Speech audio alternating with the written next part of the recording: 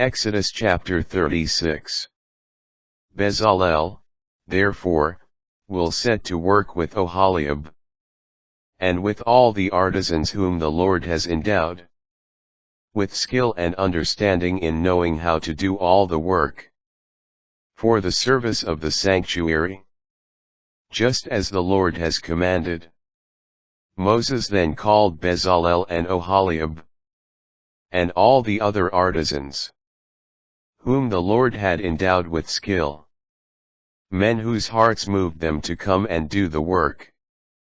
They received from Moses all the contributions which the Israelites had brought for the work to be done for the sanctuary service. Still, morning after morning the people continued to bring their voluntary offerings to Moses.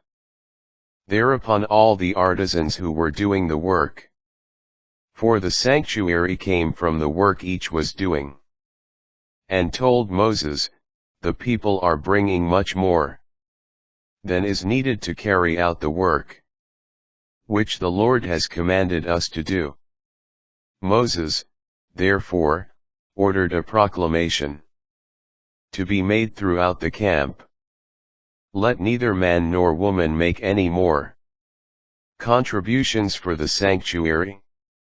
So the people stopped bringing their offerings. There was already enough at hand, and more than enough, to complete the work to be done. The tent cloth and coverings.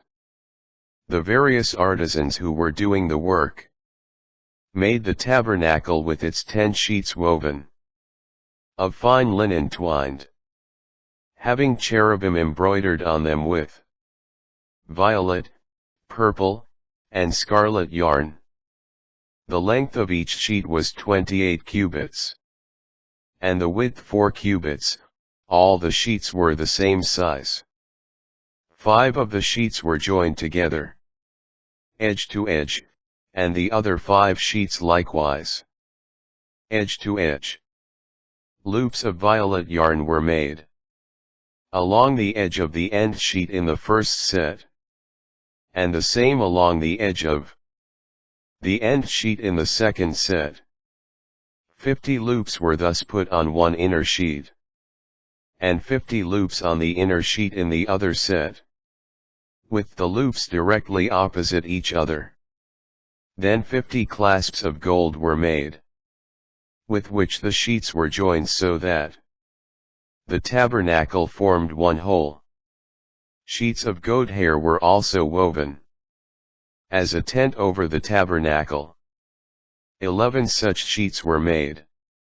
The length of each sheet was 30 cubits, and the width 4 cubits. All 11 sheets were the same size. 5 of these sheets were joined into one set, and the other 6 sheets into another set. 50 loops were made along the edge of the end sheet in one set, and 50 loops along the edge of the corresponding sheet in the other set. 50 bronze clasps were made, with which the tent was joined so that it formed one whole. A covering for the tent was made of ram skins dyed red, and above that, a covering of tahash skins. The framework. Frames were made for the tabernacle. Acacia wood uprights. The length of each frame was 10 cubits, and the width 1½ cubits. Each frame had 2 arms, fastening them one to another. In this way all the frames of the tabernacle were made. The frames for the tabernacle were made as follows: 20 frames on the south side, with 40 silver pedestals under the 20 frames. 2 pedestals under each frame for its 2 arms. 20 frames on the other side of the tabernacle, the north side, with their 40 silver pedestals. 2 pedestals under each frame. At the rear of the tabernacle, to the west, 6 frames were made, and 2 frames were made for the corners of the tabernacle, at its rear. These were double at the bottom, and likewise double at the top, to the first ring. That is how both corner frames were made. Thus, there were 8 frames, with their 16 silver pedestals. 2 pedestals under each frame. Bars of acacia wood were also made. 5 for the frames on one side of the tabernacle. 5 for those on the other side. And 5 for those at the rear, to the west.